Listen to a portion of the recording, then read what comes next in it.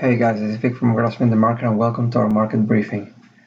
Today we have a little bit of a change in the larger time frame as we immediately after the open traded above the previous week's range and made it one step closer to the key 3000 area. However, this gap up, or temporary gap up, was immediately rejected and we quickly re-enter the 2-day balance range that we had late last week after the breakout.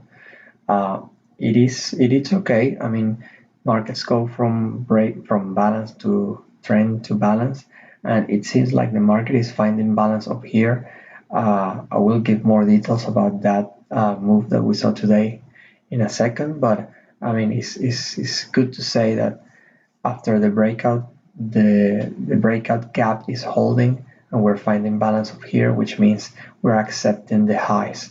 So it's okay. That doesn't mean that there's an imminent reversal, although there is some struggle to the upside. We need to keep monitoring and finding some clues. On the monthly, you can see that we settle back at 79, which is still above the key 69 area.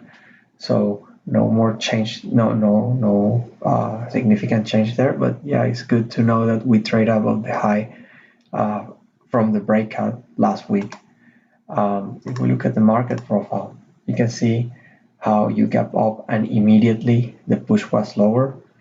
And well, basically we had a double distribution type of day where we re-enter the balance range seen last two sessions.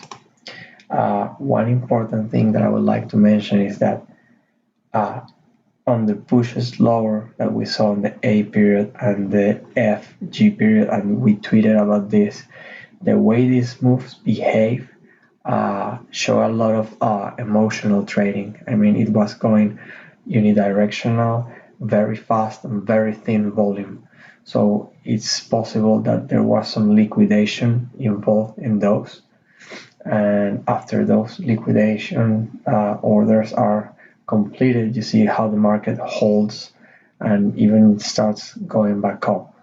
Now, the focus for the time being, because yes, the high was rejected and good excess was left there. But notice how the singles from Thursday were protected and the market held there. And this is kind of the value area from Thursday, value area from Friday a little bit higher, today's value area. Now we have a 3-day balancing range with a rejection at the top. We have nice tail at the top. It is possible that it is a standing tail. We need to see if this daily excess is to be confirmed. Probably will get acceptance below tomorrow, but it's a little bit too early to go there.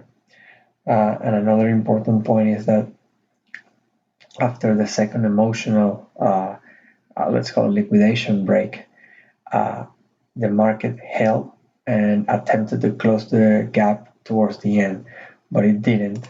And you can see that it left one single tick separation between the distributions. That's a very mechanically traded reference, especially being one tick below Friday's settlement and one tick above the session's halfback, which is this blue F that I have here.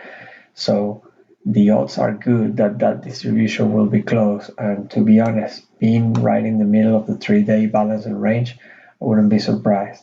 But that tells you that the speed and the let's say the tempo that you saw to the downside was not very strong. So it was very thin volume, and you see that the people trying to sell this is definitely short-term money.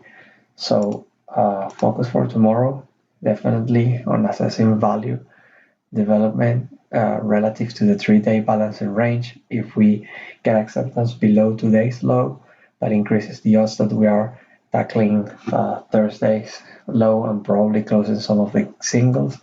If we stay within the today's range, the odds are that we will have a very rotational day and a lot of early back and forth shopping activity. So it's better to wait for the market to commit.